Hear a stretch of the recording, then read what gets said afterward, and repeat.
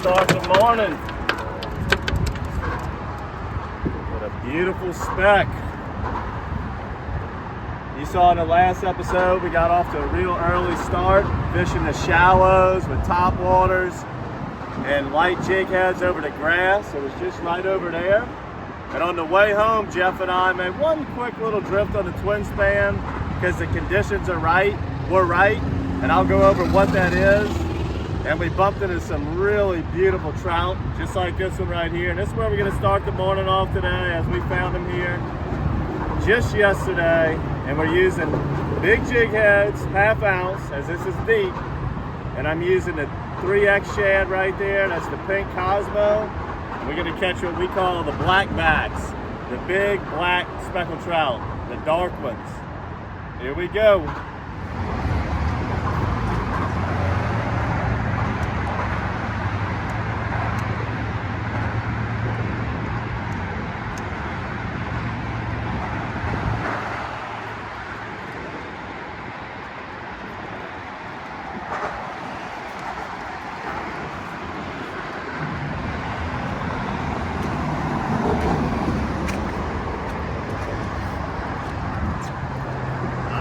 Nice one. Coming in hot. There we go. There we go, pups. Oh, come on. Somebody don't get a bite out of that one. Oh, now leave the scales on.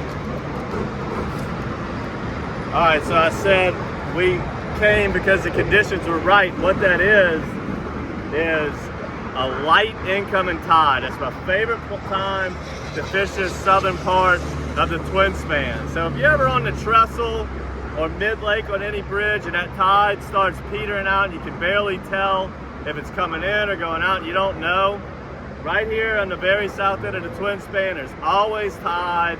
And if the tide is changing and dead, this is the first place it'll move. So we came through here yesterday. I saw the current was a nice mellow incoming.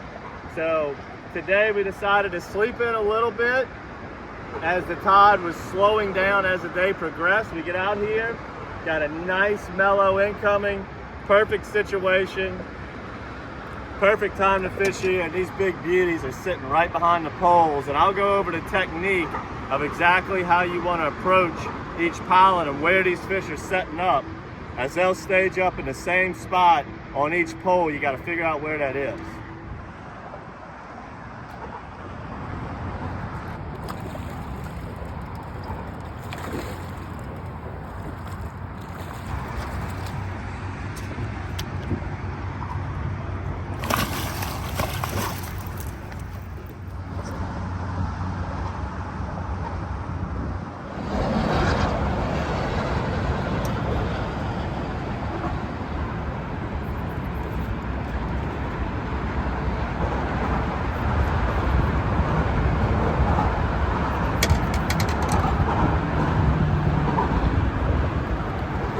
Saw me cursing a little bit there when I missed that one. But all you got to do when you miss one out here, oh, and I missed that one too. But when you miss one out here, just simply let that lure, you're going to naturally set the hook when you feel a bite. Just let that lure go settle back down to the bottom. And it's pretty rare, it's just one fish looking at the lure.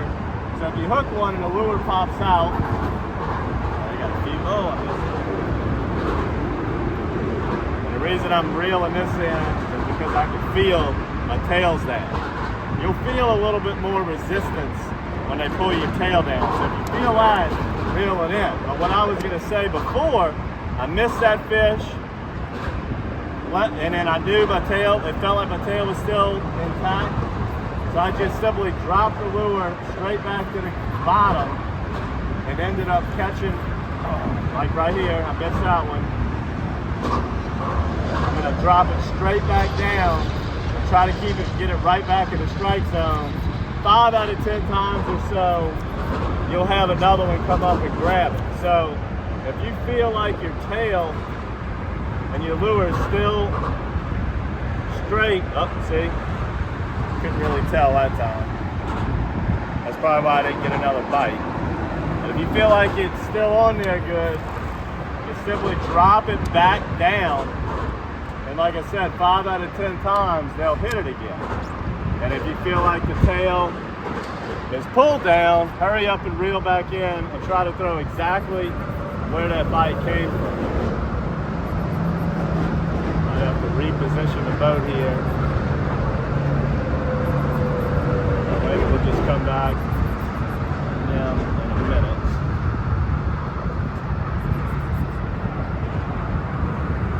We might have wore out our welcome on that pilot. Let's go to the next one, and I'll show you exactly how I'm approaching these pilots. I got these fish kind of dialed in.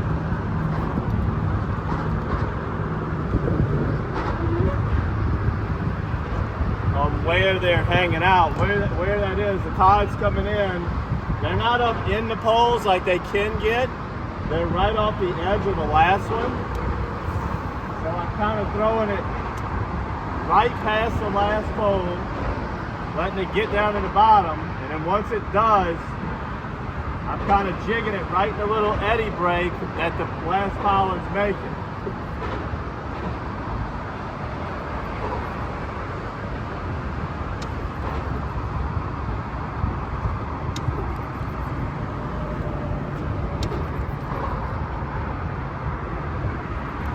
Not every pilot's got a fish, but once you can figure out that pattern, you can fish really fast. And you just want to keep making that same cast over and over and go down the whole bridge.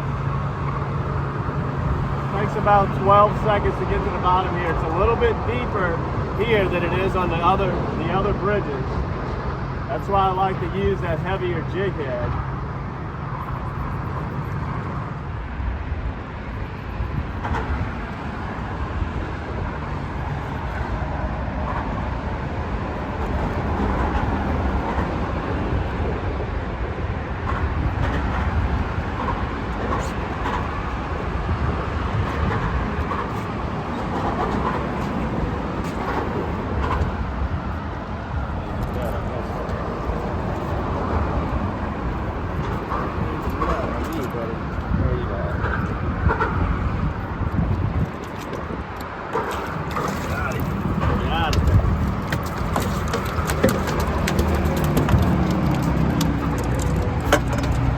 Like I was saying, I only connected with one. I missed the last several, but I got these fish dialed in.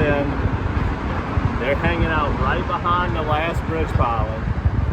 So what I want to do, when I'm fishing, and I find them where they're patterned, and this is a bridge that they'll pattern on, I'm just gonna, once I find that pattern, I'm gonna make that same cast over and over. So I'm just kind of sweeping that lure right around that last pilot, and these fish are sitting in that eddy, and they're all hanging out. They're all about the same cookie cutter size, and they're all behaving exactly the same, wanting to be, there's probably 2 or 3 fish behind each pole down the bridge in the same section. So you gotta find that area. So right when I pull up, I'll make a bunch of different casts, and where I catch like 2 in a row in the same spot, I'll eliminate the rest of the cast, keep doing the same cast over and over, and then you can fish down the bridge really fast once you have them dialed in.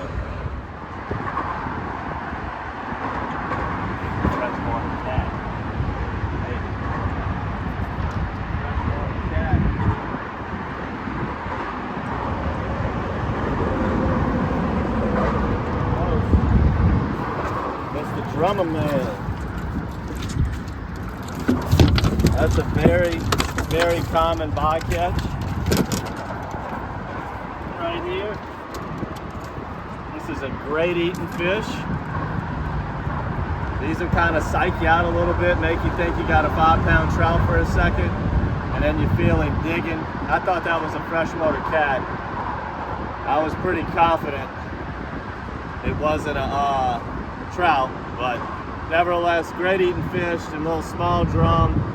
They get all over the bridges this time of year, and they'll hit that 3X shad also.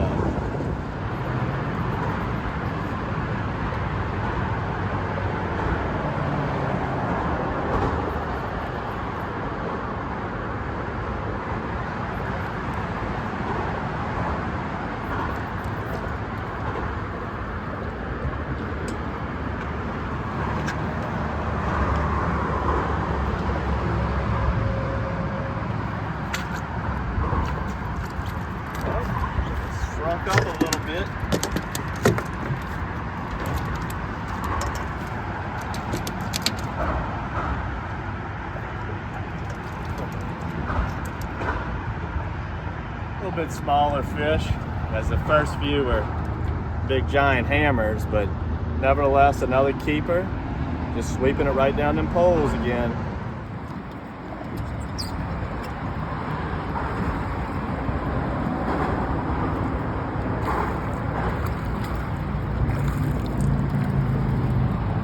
Alright, there we go, pups. Caught them all shapes and sizes today. Jeff even had one up around the 4-pound class. Beautiful fish. We went over the whole pattern and everything and how to do it out here. Trying to really help you guys understand how to fish other places besides the trestle. The trestle is totally different than these other two bridges. And these are more complicated, except for you just don't get the boat traffic over here. And you got a shot at those 4, 5, 6-pounders better on the other two than here. And another thing that I would really recommend, you know, the last episode we talked about throwing top water using mono. When I'm sight fishing those reds, we use mono. But when you're fishing these big trout in this crystal clear Lake Pontchartrain water, go with the Matrix Fluoro. That's a must. These fish's vision is fabulous. So, hope you enjoyed this episode of DockSide TV. Subscribe to the monthly bait box. You'll be getting some pink Cosmos in there. Make sure to subscribe to the YouTube channel. Check out all of our bridge fishing episodes and get in out here on these beautiful wintertime speckled trout that'll be hanging out on these bridges all the way through Christmas. I hope you enjoyed this episode, guys, and until next time, good fishing.